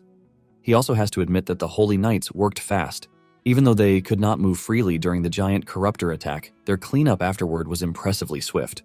The academy has been sealed for investigation. Lord Rudman, believed to be the mastermind behind the disaster, has already been captured. Several instructors and even academy officials suspected of involvement have been detained as well. In other words, everyone suspicious is being dragged to the royal castle for questioning. Jin figures the academy will stay closed for a while, but the incident also gives him something serious to think about. When enemies gather in one place, he can wipe them out easily. But if they scatter across a wide area, protecting everyone becomes much harder. If he truly wants to defend the people of this era from corruptors, he needs to get stronger. Thinking about that, he pulls out the cube Kagura left behind. But before he can focus, someone knocks on his door. When he opens it, Miria is standing there. She explains that her elder brother summoned him. Apparently, Argus wants to thank Jin properly and discuss another matter. Jin asks why she came all the way there herself when the academy is supposed to be closed. Miria says it would be too rude to send a servant to summon someone as incredible as him, so she came personally as a representative of the Ulton house. Hearing that, Jin teases her, asking if she is finally done calling him an inferior species. Miria immediately swears she has reflected on her behavior. After everything she saw, she now understands that people should not be judged by appearance, and no matter who they are, they deserve basic respect. She is practically begging for forgiveness when Hakama arrives and instantly starts teasing her for the total personality flip. Jin is happy to see Hakama, and the girl explains that she got bored at the dorm. Then she casually walks past Miria like she owns the place. Miria immediately gets annoyed and calls her a shameless country bumpkin for barging into Jin's room, forcing Jin to ask if she really reflected at all. Later, the group arrives at Argus's residence, where every servant warmly welcomes them. The butler asks Nino and Poire to guide the guests, and the two happily agree. As they walk through the mansion, Jin asks whether they were hurt during the recent chaos. Thankfully, both of them say they are fine, explaining that everyone at work protected them. Jin is relieved to hear they are being treated well. Nino then mentions that Jin played the biggest role in the whole incident. Jin asks who told him that, and Nino says Miria and Argus. Miria proudly declares that spreading the achievements of her master is only natural for her as his disciple. This only confuses Jin even more. She even lectures Poire and Nino, telling them to learn from Jin since they belong to the same race as him. The two happily agree, while Nino quietly whispers that Miria used to be extremely strict with them, but lately she has become a little nicer. Hearing that, Jin can't help but remember SARS, because her sudden change in attitude is just as wild. Eventually, they arrive at Argus's office. Poire respectfully knocks and announces that they have brought Jin. Once they enter, Jin sees Argus sitting with Hardin. After everyone takes their seats, Argus apologizes for summoning him so suddenly, but Jin tells him it is fine. Argus introduces Hardin properly, and the guildmaster studies Jin carefully before respectfully shaking his hand. Hardin explains that he personally witnessed Jin's actions during the disaster. If Jin had not stopped the boss corruptor, the entire kingdom would have faced a national crisis. Because of that, Hardin bows his head and sincerely thanks him for saving their nation. Jin, being Jin, refuses to take all the credit. He humbly says he only defeated the huge one. The Holy Knights were the ones who handled the suppression afterward, so they deserve thanks as well. Hardin is surprised by how modest he sounds. He starts wondering whether Jin simply lacks ambition or if something else is going on. Jin then asks if thanking him was the only reason they called him. That is when Hardin reveals the bigger issue. The royal family wishes to meet him, but before arranging that meeting, there is something they need to clarify. Hardin's expression turns serious as he asks Jin who he truly is. He explains that almost no information in the country escapes him because guild members are stationed across every city. Naturally, he investigated Jin, but despite that, he found absolutely nothing. Argus adds that he also wants the truth and warns Jin not to dodge the question this time. He directly asks where Jin came from and why he came to their country. Jin sighs. He explains that he was not exactly trying to hide his identity. The problem is that even if he told the truth, he figured nobody would believe him anyway. Argus assures him that if Jin is willing to speak honestly, he will believe him. So Jin finally comes clean. He tells them he is a human who lived 100 million years ago. The room goes quiet. Argus immediately remembers the taboo of Kodama village and pieces it together. Jin must be the one who had been sleeping beyond the sealed door all this time. Hardin, naturally, struggles to believe such an insane claim. But Miria instantly backs Jin up, saying she believes him completely. After all, Jin opened an ancient door beneath the academy that was never supposed to be opened. She also points out that Argus has already seen Jin's power with his own eyes. Argus is more shocked by his sister defending Jin than by the story itself, wondering what the hell happened to make her change so dramatically. Jin admits that he had been sleeping underground in their country for all that time. The reason he came to the royal capital was simple. He wanted information about the current era. Hardin asks what kind of information he is looking for, and Jin says there are two main things. The first is information about the corruptors. These monsters existed even 100 million years ago, but originally they should not still be alive in the current era. Hardin asks why they should have disappeared, and Jin explains that it is because of the power people now call spirits. Long ago, these particles spread across the world. Corruptors can only survive in contaminated environments, while spirits possess the ability to purify that contamination. In theory, that should have slowly wiped the corruptors out. So why are they still here? Jin does not know the exact answer yet, but according to the cube, the corruptors are evolving. Hardin becomes fascinated by the cube, wondering whether it came from an ancient civilization and what kind of mechanism powers it. He also starts wondering if Jin really is a person from 100 million years in the past. Jin then moves on, saying he believed there would be records in the royal capital, which is why he came here. But Argus is not done. He asks about Jin's second reason. Jin answers that he is searching for clues about research facilities. One facility existed beneath the royal capital, but it was created by his old friend. Similar facilities are scattered across the world, and Jin intends to find them. For a moment, he wonders whether he should mention the power-ups Kagura left behind, but decides to keep that part vague. Instead, he makes one thing clear. His goal is to erase the corruptors from the world. That is the reason he is here. Everyone falls silent. His story sounds absurd, but his goal is too serious to ignore. Argus finally says he believes him. They both want the same thing, to deal with the corruptors. However, he advises Jin not to share this story carelessly because most people will assume he has completely lost his mind. Jin agrees without argument. Argus then asks Hardin what he thinks. Hardin says that if Argus believes Jin, then he will too. Besides, someone intending to harm the kingdom would not risk his life to protect the castle. At that moment, someone knocks on the door. It is Poiré, reminding Argus that their scheduled time is approaching. Argus is surprised time passed so quickly and asks Poiré and Nino to help Jin get ready. A few hours later, they are heading toward the main palace. Jin is lost in thought, trying to process the fact that he is about to meet the royal family. What confuses him more, though, is why he had to change clothes for it. Argus assures him that the suit looks good on him, even mentioning that the girls who stayed behind were praising him. Hardin explains that the person they will meet is the first prince of Kurmosia, who is currently acting as the king's proxy. In other words, Jin has to present himself properly. Jin just thinks the whole thing is a hassle and hopes he does not get dragged into another annoying mess. Eventually, they arrive at the royal castle. Everyone bows respectfully before the throne. The first prince orders them to raise their heads, and when Jin looks up, he finally sees Taris Kurmosia. Jin greets him politely. Taris returns the gesture by expressing gratitude as the king's proxy. But then he mentions that he heard Jin came from Kodama village and acts surprised that someone like him came from such an insignificant little village. That already pisses Jin off.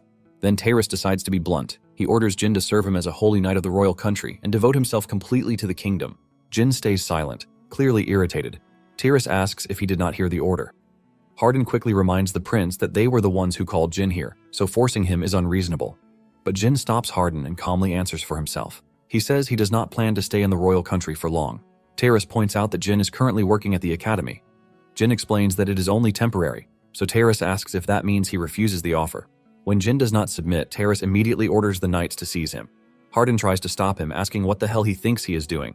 But Taris declares that Jin is under suspicion of treason. After all, the invader had been hidden behind the ancient sealed door beneath the academy, and Jin was the one who opened that door. Then this arrogant prince has the nerve to ask how they know the whole rescue was not staged by Jin himself. Hardin knows the accusation is insane. It is far too forced. But Jin stays quiet. Taris continues, saying Jin's power would be wasted if left uncontrolled. If Jin pledges loyalty to him, he is willing to let everything slide, but if he refuses, Taris claims he has no choice but to kill him. Argus instantly knows Jin had nothing to do with treason. Jin had only recently arrived in the capital, and Argus had already reported the investigation to the royal knights. They should know this. But when one of the royal knights smirks, Argus finally realizes they used him. He gets furious at himself because he should have noticed something was off from the suspicious level of castle security. The commanders of the 3rd and 4th units are both fanatically loyal to Taris. They would do anything for him, no matter how unreasonable. Argus also understands that if he had refused the commanders from the start, they probably would have tried to eliminate Jin immediately. Taris tells Jin that a man who can defeat a giant corruptor is far too dangerous to roam free. Then he extends his hand like some merciful ruler and gives Jin one last chance: swear allegiance or die. Jin simply replies that he does not get it. Taris is confused, but Jin calmly asks what the point of a verbal promise is when blades are already pointed at his neck. Even if he said he would obey, he could just run later and make the oath meaningless. From Jin's point of view, Taris only wants to hear him say it. Then, Jin asks if this is just Taris trying to satisfy his need for control. or if there is a deeper reason behind it. That question hits a nerve. The fourth commander gets furious and presses his spear closer to Jin's face, demanding to know who he thinks he is talking to. But Jin simply grabs the shaft of the weapon. The commander suddenly feels an absurd pull and realizes something is wrong. In the next instant, Jin lifts the spear with the commander still holding it and slams the man straight into the floor, knocking him out instantly. Terrace is left stunned. Argus, meanwhile, is just worried because he knows this situation is getting worse by the second. The third commander tries to stop Jin with spirit arts, but her power refuses to activate. With no other choice, she orders the knights to seize him. One knight lunges with a spear, but Jin dodges, grabs the weapon, kicks the knight away, and swings the spear around him, knocking out multiple knights in one clean motion. Terrace turns to Argus and screams at him to do something. He orders Argus to punish Jin for baring his fangs at the royal family. Argus hesitates for a few seconds, then reluctantly draws his blade, telling Jin not to take it personally. Terrace laughs like he has already won and orders the knights to take Jin dead or alive. The knights rush him all at once, but Jin activates his power and disappears before they can even touch him. His voice echoes through the room as he explains that unleashing his true power here would be dangerous. If he seriously wanted to, he could probably wipe the entire city off the map without breaking a sweat. But he has never once intended to do that because he chose to stand with the people of this era. He came here to protect them. Then he appears right behind Terrace and whispers that there are exceptions. He shows no mercy to those who bring darkness into people's lives. With that, Jin asks the prince one simple question. Which side is he on? Terrace freezes so hard he practically forgets how to breathe. The third commander angrily demands whether Jin understands what he is doing. Jin calmly replies that he is standing against people trying to shove injustice down everyone's throat. Naturally, this only makes her angrier. The fourth commander, still lying on the floor, forces out a question. Is Jin declaring himself an enemy of the royal kingdom? Jin reminds them that he is not the one picking a fight. They are. He makes his position clear. If they are royalty, he can show respect. If they follow the country's rules and their demands are reasonable, he will even cooperate. But he is not cheap enough to swallow nonsense and obey in silence. If they try to force him, they have no right to complain when he pushes back. Then, he turns back to Terrace and asks whether this deluded fool truly believes everything bends to his will or if there is something else going on. Before things can explode even further, someone enters the hall. The second princess, Charlotte, respectfully asks if she may join the conversation. Argus is visibly relieved. She made it just in time, and he decides to leave the rest to her. Charlotte looks at Terrace and casually says he seems to be enjoying himself. Terrace panics the moment he sees her, quickly realizing that Argus must have been behind this. Charlotte tells him that if he was going to invite the hero who saved the kingdom, he should have invited her too.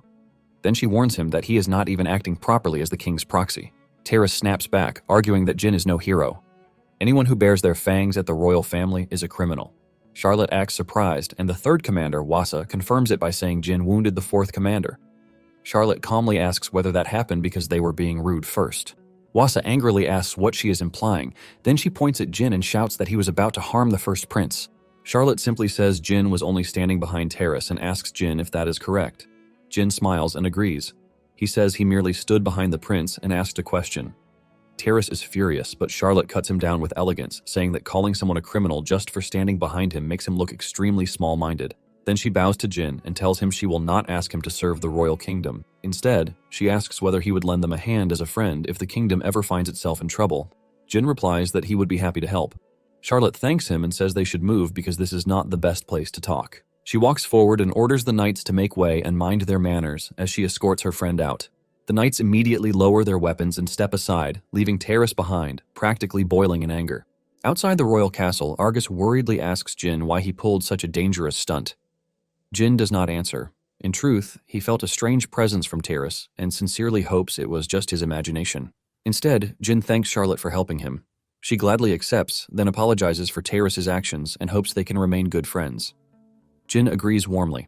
Argus asks why Terrace would do something so reckless.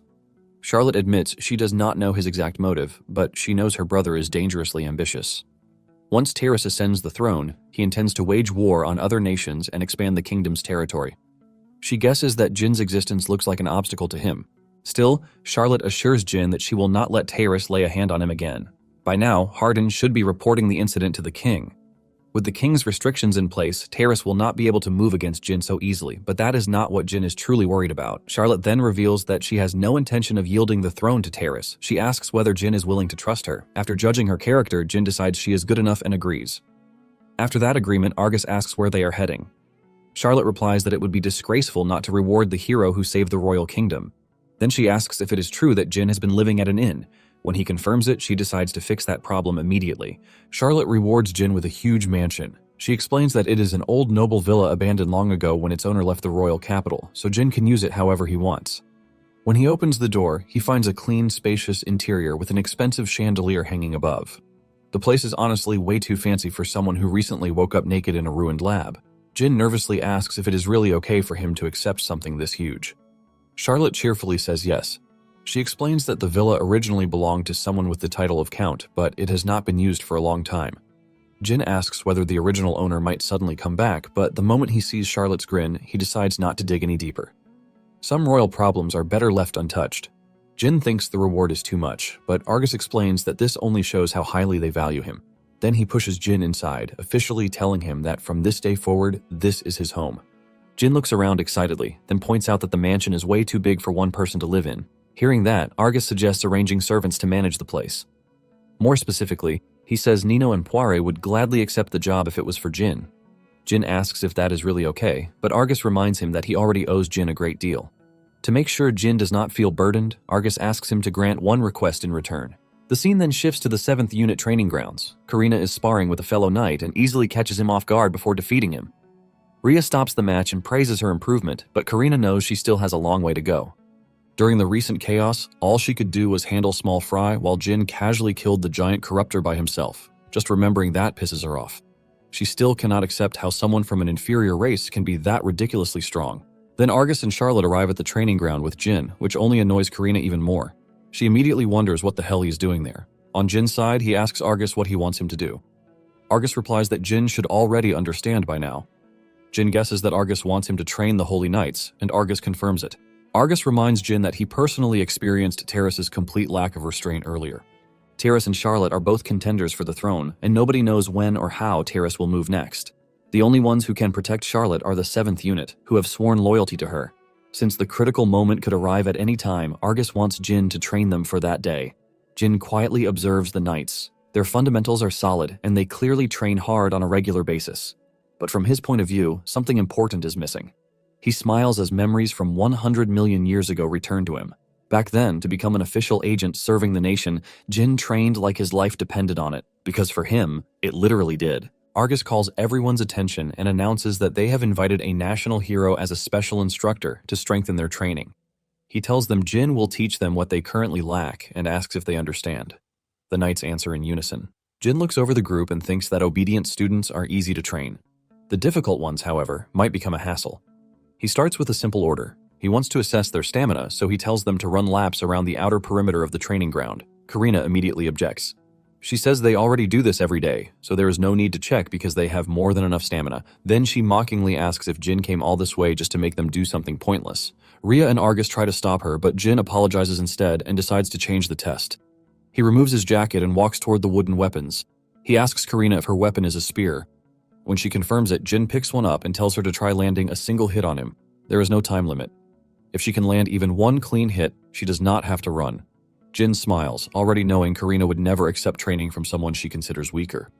Karina smirks and asks if he can even use a spear. So Jin answers without words. He spins the spear around like it weighs nothing, rolling it through his hands like a toothpick while releasing so much force that everyone in the training ground goes silent. When he finishes showing off, he confidently tells Karina that there is no weapon he cannot handle. 100 million years ago, Jin was training his spear skills when Kagura appeared with a drink and asked if he had any hobbies besides training. Jin says he used to watch hero shows as a kid, but Kagura points out that he is asking about the current Jin, not the child from the past. Kagura reminds him that he is already the top agent of their country and asks if he does not think it is fine to take a break once in a while. But Jin replies that he does not have time for that. He is often assigned to infiltrate enemy organizations, and sometimes he is sent in with nothing. That means he has to produce weapons on site, and if he picks up any random weapon during a mission, he needs to know how to use it well enough to survive. Even a tiny increase in survival odds is worth training for. Kagura is left speechless. Then he sighs in frustration and promises that someday he will invent something so Jin will never have to worry about weapons again. Back in the present, Karina accepts the duel and charges forward with her spear. Jin blocks her attack effortlessly. When their spear blades clash, he pushes her weapon aside and points his spear near her face, defeating her instantly. And then he does it again, and again. Before long, Karina has lost 15 times in a row. She desperately asks for one more round, but the result does not change. Jin blocks her attacks with ease. As he counters, he carefully evaluates her movements. Her speed is good. Her reaction time is not bad. Her strength is impressive, and every thrust from her spear carries real weight. Jin is honestly amazed by the raw power of an evolved human. But with one clean strike, he knocks her spear down and defeats her for the 16th time, ending the match. Karina still refuses to accept defeat and shouts that she can keep going. Jin calmly tells her there is no point. She is already out of stamina. The harder she pushes, the weaker her movements become. He explains that Karina lacks endurance. Her combat style relies too much on physical ability, but her movements are not refined enough. Jin immediately understands why. In this era, spirit arts are the main focus of battle. Compared to the warriors of his time, the required skills are completely different. That confirms his first training goal. He needs to build the Holy Knight's stamina from the ground up. Jin asks Karina if she has any more complaints, then extends his hand to help her up. Karina stays quiet, wondering why he is not even sweating. She does not want to admit it, but she has no choice. Jin is strong. She accepts his hand, and Jin tells everyone to start endurance running. After watching Karina get folded 16 times, the other Holy Knights are suddenly very worried about what kind of training hell is waiting for them. Meanwhile, deep underground in the Royal Castle prison, Terrace walks through the cells and stops in front of one particular cage. He opens it, and the prisoner inside is surprised to see him. Terrace says he wants to have a little chat with the man who orchestrated the entire chaos, Lord Rudman. Rudman claims there is nothing to discuss, but Terrace notices how composed he is and asks if he is still plotting something. Rudman plays dumb, but warns that even if Terrace survived this chaos, the royal family will eventually fall. Instead of getting angry, Terrace looks pleased. He pulls something from his clothes and shows Rudman a pink pendant necklace, asking if he planned to use its power. Rudman is shaken and demands to know how Terrace knows about it. Terrace asks if Rudman really thought this was an exclusive secret. He already knows it is an invasion relic, a tool that seals the power of an invader. He also knows Rudman used a similar relic during the chaos. Rudman panics, but Terrace tells him to calm down because this is where the real conversation begins. Terrace says he knows Rudman is dissatisfied with the Kermosha royal family and asks him to join hands. In his eyes, the king and Charlotte are too soft. If things continue like this, the kingdom will eventually be invaded and destroyed. Rudman asks if Terrace plans to destroy the kingdom himself, and Terrace answers without hesitation. Yes. He believes the kingdom must be rebuilt from the ground up into a stronger, more authoritarian nation. To make that happen, he needs Rudman's invasion relic. Hearing his goal, Rudman agrees, but warns that he cannot promise to make Terrace king in the new nation. Terrace says that is fine, but he wants Rudman to swear loyalty to him first. Rudman finds this strange, but Terrace explains that he wants the oath so Rudman cannot betray him later. Rudman secretly smirks, planning to use Terrace as much as possible and discard him in the end. After all, spoken oaths are meaningless. So he agrees and swears loyalty. The moment he says those words, the invasion relic releases purple power that enters Rudman's body. His mind is instantly possessed by the suggestion. Terrace's relic has a terrifying ability. It forces anyone who speaks certain words to truly believe those words came from their own heart, even if they were lying at the time. Rudman collapses to his knees and asks for a command like a loyal dog. Terrace calls him pathetic, nothing more than another pawn to use. Then he quietly mutters that the one who should rule the kingdom is neither Charlotte nor the current king. The kingdom is meant to be led by him. Meanwhile, back at the 7th Unit training ground, Jin and the Knights are running laps. For Jin, running feels refreshing. For the Holy Knights, who are quickly discovering how weak their stamina really is, it is pure nightmare fuel. Jin apologizes to Argus for going overboard, but Argus says it is fine and thanks him instead. He has finally realized how badly he neglected endurance training. The Holy Knights usually travel by horse, and most battles end quickly with spirit arts, so they never had a reason to push their stamina to the limit. Argus tells Jin he will focus heavily on improving their endurance, and Jin agrees. Then he notices Charlotte is still watching them and asks if she should not be heading back soon. She asks if she is in the way, but Jin explains that is not what he meant. Charlotte clearly does not want to leave, but she knows she should return before someone scolds her. Before going, however, she wants to confirm something. She takes a bag from one of her knights and shows Jin a red invasion relic. Jin is visibly startled. He asks what exactly it is. Charlotte explains that it was secretly confiscated from Rudman.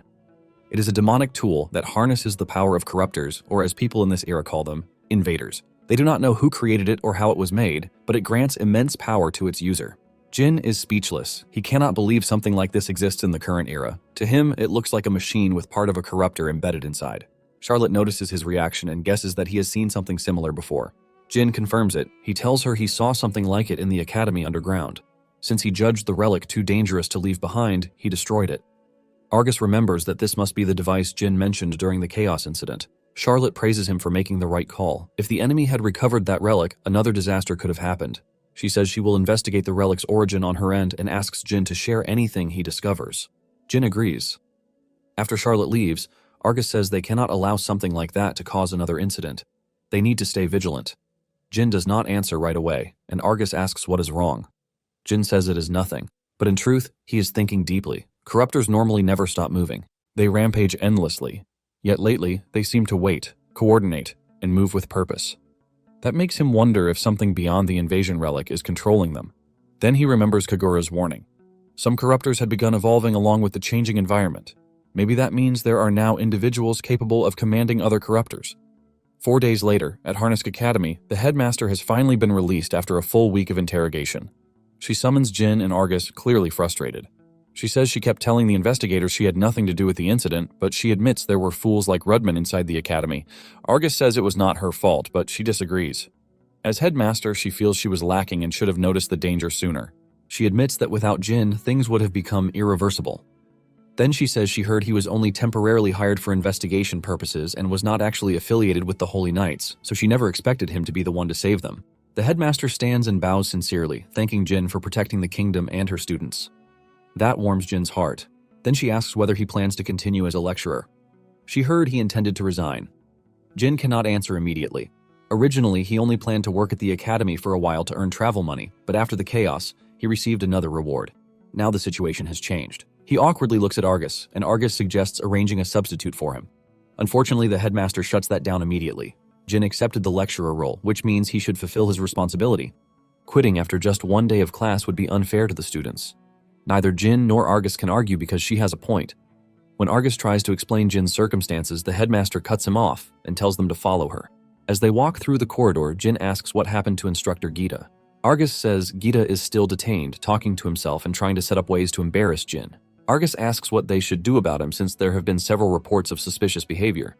Jin simply says to release Gita because he is harmless. But the headmaster reminds them that Gita tried to frame him, so she suggests letting him cool his head in prison for a little while longer. Eventually, they reach their destination. The headmaster opens the door, and Jin freezes when he sees a crowd of students gathered inside, all excitedly waiting for him. Jin asks what all of this is supposed to be. The headmaster explains that the students came for him. Rumors about the hero who saved the kingdom have already spread across the academy. Miria, watching from the side, is immediately irritated. She wonders if these classmates have no shame at all, acting like they were on Jin's side from the very beginning. Riaz quickly reminds her that she used to have the exact same attitude, shutting down her complaint instantly. One student approaches Jin and admits that she skipped class to hang out in town during the chaos. Then a corruptor attacked her, and with her own strength, she could do absolutely nothing. Fortunately, Jin appeared in time and saved her from being eaten. With tears in her eyes, she thanks him. More students gather around him, telling him the same thing. He saved them too. Behind Jin, the headmaster gently pats his back. She says she knows he probably has his own reasons, but asks if he would still teach the students, even if it's only once in a while. Jin agrees without hesitation. The story then shifts 100 million years into the past. Kagura reports that the government has officially designated the monsters as corruptors, creatures born from decay and depravity. He explains that corruptors can only operate in areas with heavy pollution, but because contamination is spreading everywhere, humanity is running out of places to hide.